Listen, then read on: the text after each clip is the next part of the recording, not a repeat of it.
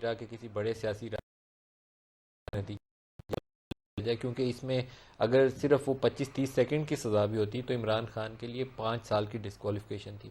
तो अदालत ने बड़े दिल का मुजाहरा किया है, उनको बार बार मौका दिया कि वो माफ़ी मांग लें।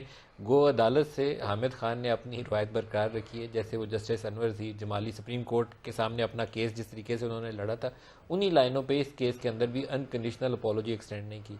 इमरान खान ने उसका एक रास्ता ये निकाला कि वो जज ज़ेबा साहिबा की अदालत में चले गए और वहाँ जाकर उन्होंने कहा कि जज साहिबा से कहना कि इमरान खान आया था माफ़ी मांगने, अगर उनकी दिल आज़ारी वो समझती हुई है या रेड लाइन क्रॉस हुई है। तो ये अनकंडीशनल तो नहीं थी, लेकिन क्वालिफाइड किस्म की एक स्टेटमेंट थी।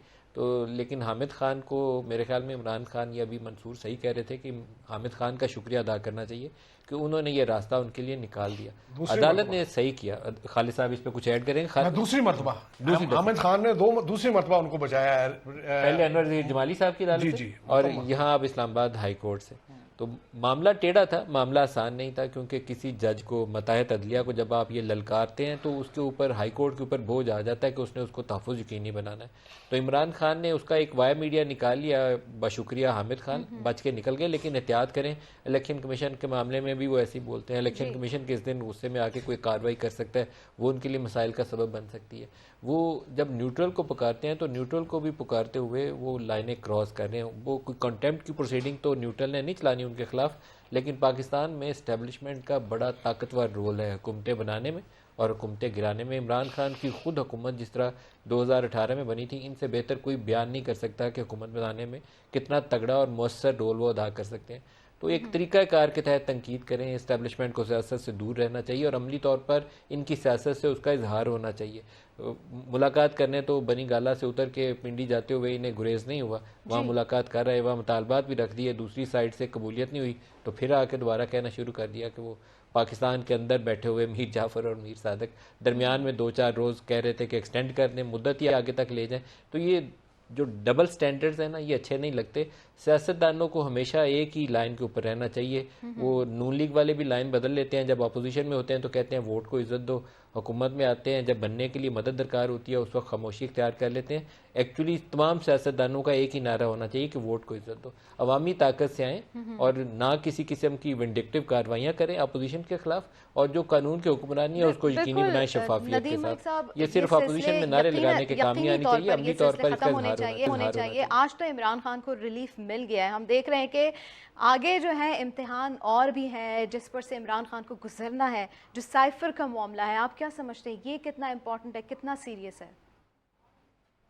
साइफर बहुत संजीदा मामला है। इमरान खान के बयान ने उसके अंदर मेरे ख्याल में जो रही खई कसर थी ना, उसको आग लगाने में काफ़ी अहम किरदार अदा कर दिया, जिसमें वो कहते हैं कि मेरे पास एक साइफर था, वो कहीं गुम हो गया। साइफर की एक सैंक्टिटी है और वो सैंक्टिटी डिमांड करती है कि वो उसकी ना कॉपीज हो सकती हैं, ना उसको एट लार्ज डिस्ट्रीब्यूशन के लिए डाला जाता है। वो फॉर योर आइज ओनली होता है, जिसके लिए भेजा जाता है, स्वाय उसके वो इन सर्कुलेशन नहीं आता।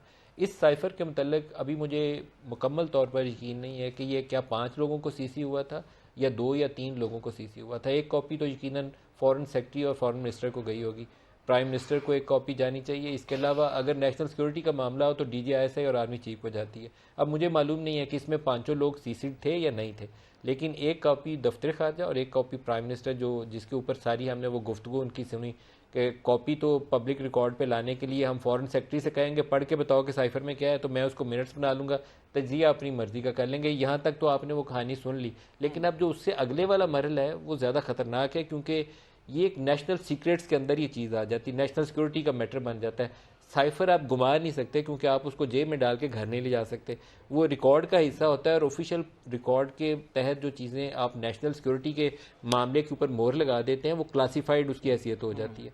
अब उसको कहना कि वो मेरे पास था कहीं गुम हो गया, जो उन्होंने अपने ज़बान से कहा है, it's a very meaningful statement. ये एक्सप्लॉयटेशन के लिए भी हो सकती है और ये पब्लिक रैलीज़ के अंदर ललकारने के लिए भी हो सकती है। तो साइफर का अंजाम या तो किसी सड़क के ऊपर होगा या किसी सुप्रीम कोर्ट के अंदर होगा, उसके अलावा मुझे उसका रास्ता नज़र नहीं आता और ये दोनों रास्ते अच्छे नहीं हैं, इसका अंजाम अच्छा नहीं होगा। सियासतदानों को सियासी तरीके से मामला सुलझाव के साथ आगे बढ़ाने चाहिए, टकराव के साथ आगे बढ़ाने नहीं चाहिए। और लेकिन PTI और इमरान खान की सियासत के जो बयानात हैं अभी रिसेंट वीक्स के अंदर, मुझे लगता है कि वो इसी इशू के ऊपर खेलना चाहेंगे। अगर वो मार्च की कॉल देते हैं जिसकी तरफ वो इशारा कर रहे हैं कि by end of first week of October वो इसकी कॉल दे सकते हैं। और आम तो ये है कि अक्टूबर के महीने के एंड में ही वो आएंगे, क्योंकि आर्मी चीफ की तैनाती से पहले पहले वो हुकूमत को दबाव में ला के गिराना चाहेंगे या फ़ौज से या इस्टेब्लिशमेंट से कंसेशन हासिल करना चाहेंगे। तो उसके लिए उनके पास एक मौसर हथियार के तौर पर वो जब से उनकी नो कॉन्फिडेंस मोशन अप्रैल के महीने में उनके खिलाफ कामयाब हुई थी, मौसर हथियार के तौर पर गैर मुल्की साजिश को इस्तेमाल कर रहे हैं।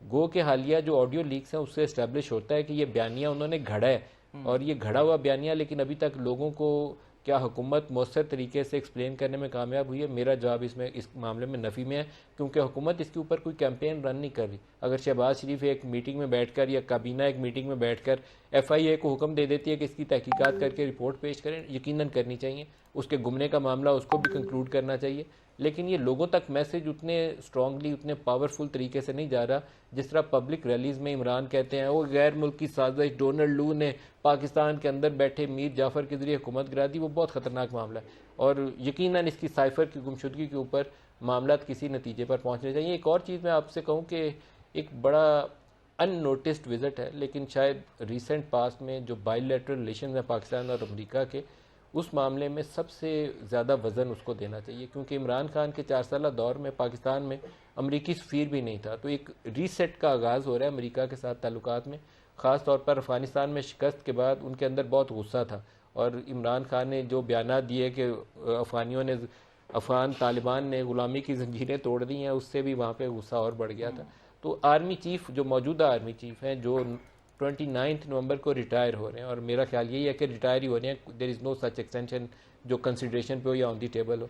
उनका विज़िट है अमेरिका का, और अमेरिका से ताल्लुकात की बहाली और दो तरफ़ा ताल्लुकात को आगे बढ़ाने के मामले में जो उनकी वहाँ मीटिंग्स होंगी, अगर सेक्रेटरी फॉरेन अफेयर्स से या पेंटागन में उनकी हाई प्रोफाइल मीटिंग्स होती हैं तो बहुत मीनिंगफुल होंगी। वो थोड़ा सा उसको लो प्रोफाइल रखा जा रहा है, शायद फ़ौजी नुक्ता निगाह से उसको ज़्यादा अहमियत नहीं दी जा रही ताकि उसकी वैसी ख़बरें ना बढ़ें, शह सुर्खियाँ ना बने, लेकिन बहुत अहमियत का हामिल दौरा है। शायद वो दौरा जो है आइंदा आने वाले दिनों में पाकिस्तान के दो तरफ़ा ताल्लुकात के नए आगाज़ का नुक्ता आगाज़ भी हो सकता है।